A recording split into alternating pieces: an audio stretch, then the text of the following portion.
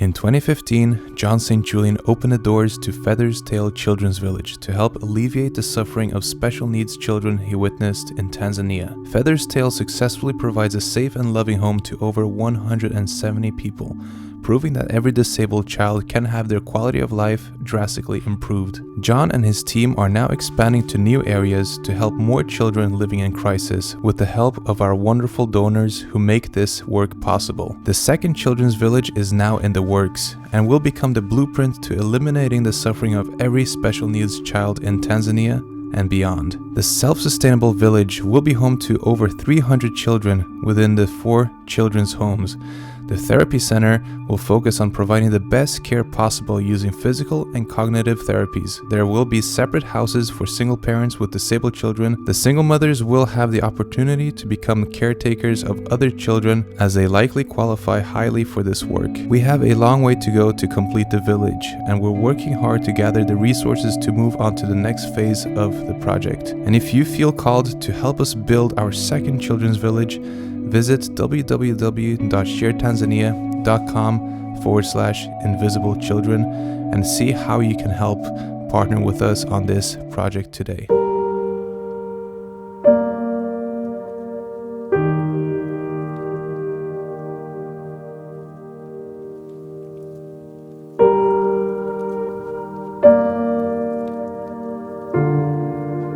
Humanity is a deeply vulnerable species, a deeply vulnerable creation. We are stuck in a daily battle between spirit and flesh, meaning between mind and body and its impulse, and the will of a great compassion, which is where we truly dwell from. The soul animates the body, but the body can become a tomb for the soul. It is why fasting is part of every spiritual teaching and religion. Fasting overcomes the body. It says no to the illusion of Maya, the fallen world, this 3D simulation matrix fallen world that we are in, that has value, that has beauty, but has programs of corruption moving and seething through its workings.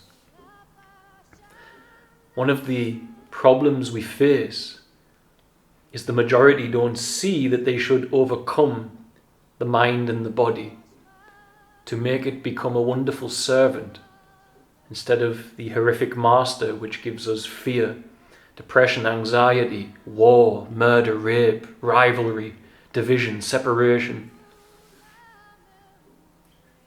The vulnerability is subdued by understanding the biology, the anatomy. The human brain is complicated, but it is a vessel of thought. And thought is not the priority for those who walk in the presence of the living God.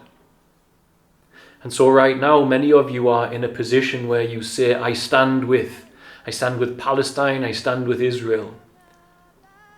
And because we have the type of mind that we do, and we have been educated in the way that we have, this is a horrendously vulnerable situation. The reason it is vulnerable is that the human mind creates an image of a personal self, a personal meanness.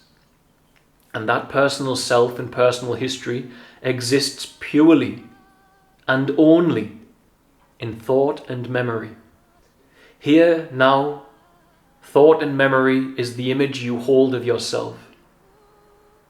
It's not an actuality. Here, now, in the eternal now, those thoughts and memories don't have to dictate the decision-making of the human organism you are. The ability to form a self-image over and over is a great issue, as it is that image inside thought, inside memory, that we conjure inside of ourselves, that is at rivalry with God. God is not in the throne of your life when the God of your situation is thought and analysis. stand with Israel, stand with Palestine, knowing that your body creates this self-image. The emotional response when someone challenges your view is often coming not from a defense of a people or an atrocity, but actually from a defense of the self that you believe you are. It's as if your very existence is being threatened, for you have conjured and created a self-image that believes this and that has adopted this as the personal identity in part, in the same manner that people do it with religion. But to adopt an identity based upon the creation of human thought is deeply vulnerable. For all religion, all states, all nations, all people, all political parties, they are all a creation of human thought, and the living God is beyond there. The scriptures, as Jesus said, you search the scriptures, but they point to me. The spiritual rebirth, the Christ inside all of us, is the living God. And it's outside of our need to form a self-image. It's outside of the creations of human thought. It is the isness of a human being that walks by faith and not sight. It is the return to Eden before the knowledge of good and evil operating system was afflicted upon the species that we are, and the soul within us could no longer hear God, and instead was hearing the vessel based upon the affliction that was brought into the vessel, the species that we are. Be it a genetic interference, be it a spiritual malfunction, we are in a fallen body. And the crux of that fallen body is that it wants you to place a personal meanness in the throne where God should be sitting and God's will should be sitting. That meanness and its desires and its plans. Never mind what God has for you. Knowing that, and knowing that in this world, meticulous, organized deception in the form of politics, war, weather warfare, economic warfare, drip feeding us technology that we are allowed to have, but not the technology that's actually available. All of these mechanisms of control, or potential control over humanity, are being afflicted upon us by an organized, meticulous liar, a deceiver. Now that deceiver can start any war, and if you look throughout history, wars have continued to happen generation after generation, and many have been started based upon false attacks, false images. And if you stand with Israel or stand with Palestine, you enter a grey area where you can't stand with absolute peace, unity and compassion.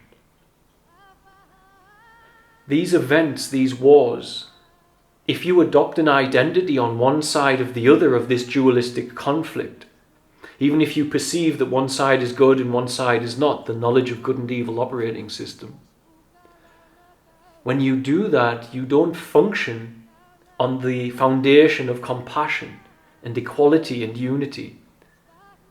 You become biased through thought of the opposing side to the one that you've chose. The human being that is free in Christ, free in the living God's presence, transcends the duality. The knowledge of good and evil operating system is used against humanity by Satan with purpose to extract our energy, to make us suffer, to make us fight, to grieve the living God. The living God has its creation, and the fallen creator, Satan, the fallen angel, who has profound power, intelligence, technology, is all part of it, wishes to grieve the source of all creation in its rebellion by saying, look, even the souls that incarnate in this fallen world, I can lead them into constant conflict and violence and murder and rape. I can make them bomb innocent people. I can make them outraged and fighting with each other, and they never place peace and compassion first. This is how Satan grieves God, through sentient life with free will by dragging the soul into the vessel and then the awareness of the soul into the knowledge of good and evil operating system, the human thought state, as a priority, as the number one. So here you are, in a world with a meticulous deceiver, and if you wanted to create a scenario that can create outrage, you could annex a corner of the world, fill it with millions of people, and bomb it. Guaranteed, it's going to create conflict and separation between various parties. Likewise, you can go to a nation and on an act of terror, and you can kill people and rape them and kidnap them. It's going to create conflict and outrage. It's going to create humans who somehow fall into the seduction of Satan, into unforgiveness, where they can somehow find a way to justify terrorizing children with bombs or terrorizing children with murder and rape based upon their own unforgiveness. Find a way to justify the conflict, the separation. Take away our purity, our Christ nature, and drag it into the fallen state. If a meticulous deceiver is pushing buttons in human beings because they don't recognize they're being influenced from a spiritual realm, and the more impure they live, the more they live for self and self-will alone, the more that influence comes in. Do you not recognize that as a soul inside this human body, that if you form an identity based on one of those conflicts, the identity was predictable? Satan knew that you would form one or the other identity. And so long as that identity brings you down from compassion and peace, where you recognize the same light in the eyes of the one dropping the bomb from the aeroplane is the same light in the eyes of the child watching it come towards them. There's no separation until you interject with thought first, knowledge of good and evil operating system. If you take this and see it and understand it, you will stand with compassion. For if you take a Muslim, a Jew, and a Christian, and you say 20 miles away there's a village, and each of you must arrive at that village with a tool to stop their suffering, to bring the love of God. The love of God needs a shape in this world, and you and I, if we submit to the will of God, are it. We are the shape of God's love. That is what we are. Christian, Muslim, Jew, one carries with them a tool for housing, the other carries with them food, and the other carries with them medical supplies and faith and comfort. All must arrive at the destination, and off they go. Now let's say there's two groups, identical scenario, but the first group hasn't learned to put the will of the living God first. So they still, for all, hold a religious identity, which is pursuing God. They place analysis and thought in the driving seat of life. They have a revelation, God sends them to help these people. They start walking, and all of a sudden one gets the idea to challenge the other one's faith. The fallen state initiates. They start arguing about which faith is correct. Meanwhile, the living God is screaming, "Please reconnect with me internally. For woe unto the lawgivers, for they take away the keys to the kingdom, for they do not enter within." The living God is calling on them, "Come back to me. Come back to my will, my compassion, by connecting to me inwardly again, where that great silence of mind washes over you through no struggle or effort, just naturally." But they can't. They keep arguing. And eventually, one of these humans, the self-image, the religious identity that they hold of themselves in thought, is so offended by the other that they say, "I cannot continue." And so they cannot help the village of people, for the group disbands. Because they chose the creation of human thought, religion in this instance, over the living God's will and presence. Religion is written by men who have touched the timeless eternal now of God's presence. They try to bring it into human words, but human words are linear. They incorporate time, so it's very hard to convey. And many humans read it and say, okay, these words and ideas, these are God. And it's no, you search those scriptures, but the truth is that they point to the living God, which opens you up in such love and compassion that you can only call to stand with peace and compassion. You cannot justify any violence there. It will not allow you. They didn't choose the living God's will. They chose their own identities and did not manage to live out God's divine will. A second group, I said, let's call them spiritually mature. God calls on them, they have revelation. They clearly say, each of us have had a dream, God's asked us to do this, let's do it. And off they go. And they have thought, they're humans, but they are spiritually, inwardly mature. And so as one has the notion, as the knowledge of good and evil operating system fires and says, I'm not so sure about your faith, they can either have a normal discussion without it resulting in separation and conflict, and they stay unified in the presence of God's love, or they can say, hey, perhaps this is not the time. Perhaps that, as they have insight, foresight, perhaps that will create division, and that will stop us from living out this divine revelation that God has given us.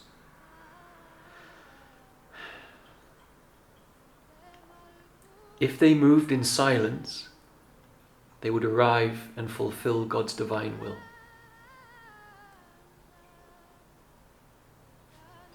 If you take every world leader, wars have repeated for as long as recorded history and beyond. We know that war is not caused by a people. It's not caused by a state, by a political agenda, by a religion. It's caused by human beings who separate themselves into categories and labels. All conflict, therefore, is born from separation. That's a fact. That's an absolute fact of our reality. And separation is the affliction of the knowledge of good and evil operating system.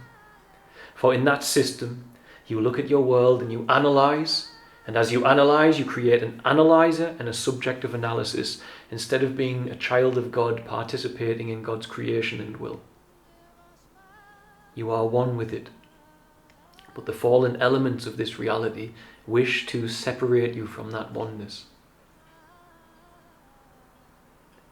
Here and now, in a state of unity with one another and all things, where you witness that the loving awareness that looks through my eyes is looking through your eyes, is looking through the eyes of the pilot who's dropping bombs, looking through the eyes of the child who's watching them fall, looking through the eyes of the terrorist, and looking through the eyes of the woman who was stabbed to death.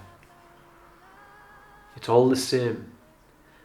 And the reason that we lose our unity with Creator and one another is purely that we put thought first. If we were to be an intelligent species and not misled by the fallen ones, for our conflicts feed them energetically. Our pain and suffering feeds Satan. And so if we were wise, wouldn't every world leader get together and say, what causes conflict? Let's use all of our resources to look at this problem. What causes conflict? And they would come to the point and say, well, in a family that's not divided and unified, there's no conflict. Separation. The origin of every conflict is separation. Land, religion, you're different, I'm different. I'm different, so I have less empathy for you because I don't see you as my brother or my father or my mother. I have no empathy because I see you as different. Separation. And separation comes from thought. Without thought, you sense the unity. When you look into a human's eyes and your mind is still, you see the divine looking back at you. If you sit in a space where natural stillness washes over the mind, by finally letting go of the personal meanness, the personal history, and letting it dictate its habits, its addictions, its desires, dictate the movement of your intelligence, actions and speech in this moment. and you call on a divine will, something deeper, a natural silence comes over as you access the superconsciousness of God. Your mind goes still, and you are in total unity with all things, and all things are very beautiful, exciting, and wondrous. And now you bring a thought in. He is a plant, he is the light, I feel this. And as you try to organize and label with this machine of thought, it is not 100% the boss of you, should not be. You start to separate from the unity.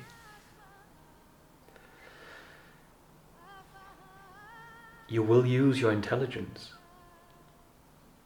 but it will be driven by the will of God, which is a foundation of unity, peace and compassion.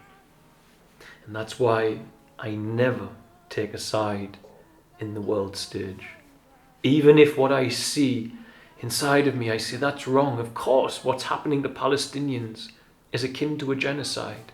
What happened in Israel is akin to a small genocide.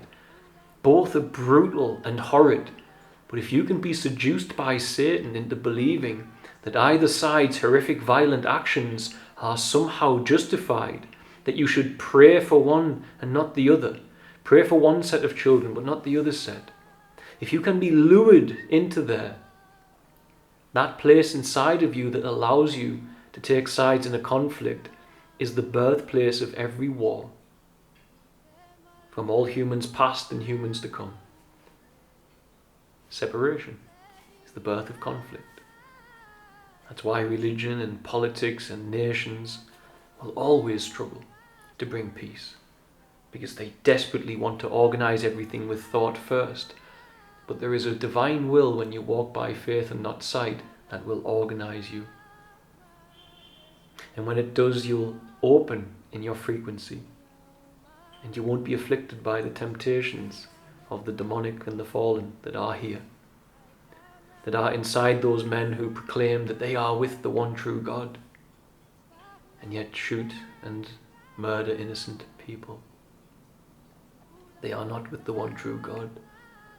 They may be a good soul that hoped to be, but Satan caught them, for he is a meticulous deceiver. And so long as any conflict, any division Satan can use in this world to drag you from unity, compassion and peace and into taking sides and conflict, you start to serve energetically Satan's need. That's our vulnerability, and that's the greatest war, is the war between mankind's knowledge of good and evil operating system and the will of a divine creator who is there, a living God that exists beyond thought. God is not a thought, it's not a word, it's a presence, an awakened presence. And we try to use words to bring one another to that. But that presence is ultimately the recognition that the love with which you love is the love you are. And that which restricts it and funnels it into corridors and avenues, that which conditions it, that is thought and nothing else. And when the mind is no longer the master and becomes the servant, you will see it. You will see that you cannot allow emotion to be the God of this present moment.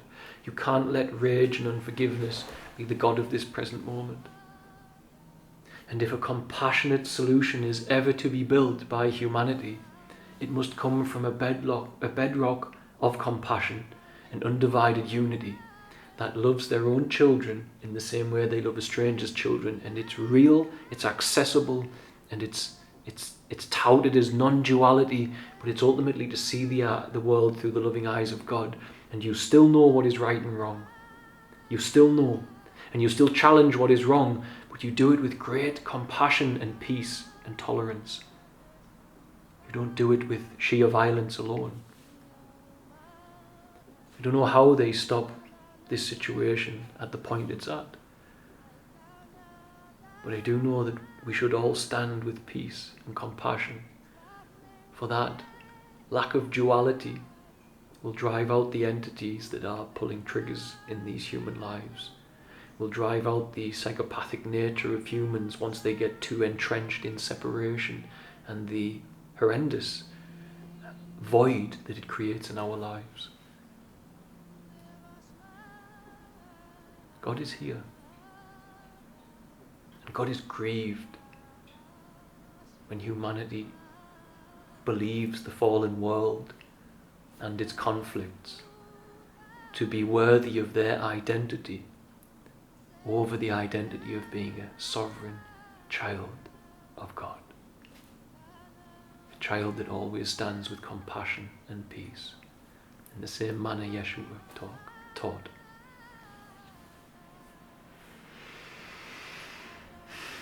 I will leave it there. God bless, guys. I love you all. Before I go, I pray with all of you. Please, God, help the parents of the children in Gaza and in Israel find the right words to comfort them. Help those children who are going to die tonight to not have too much terror and fear, and to be met immediately with angels. And help the men who are trying to resolve this to mature. For if we walked into a room of Hamas and Israelis, and they were all 5 or 6 years old, and they wanted to resolve their conflict by burning each other, or stabbing each other, or shooting each other, we would immediately recognize the immaturity of what is going on. We would immediately step in and say, no. Compassion and peace, unity. Why must we stop doing that? Based upon how deeply we've believed human creation and thought to be right or wrong, how deeply we've gone into the fallen state, the knowledge of good and evil. Compassion and peace. And if you're desperate, as I speak to you, to defend Palestine or defend Israel, to say you don't know, question if it's because your identity is feeling challenged. In the same manner that Pharisees' identity was challenged. So they nailed Jesus to a cross, who carried a message of peace and compassion. That's all I am saying. Stand with peace and compassion, not thought and belief, and duality and conflict and war and suffering. And when our identity feels attacked, we do lash out, for we feel we may even die. But that identity needs to die.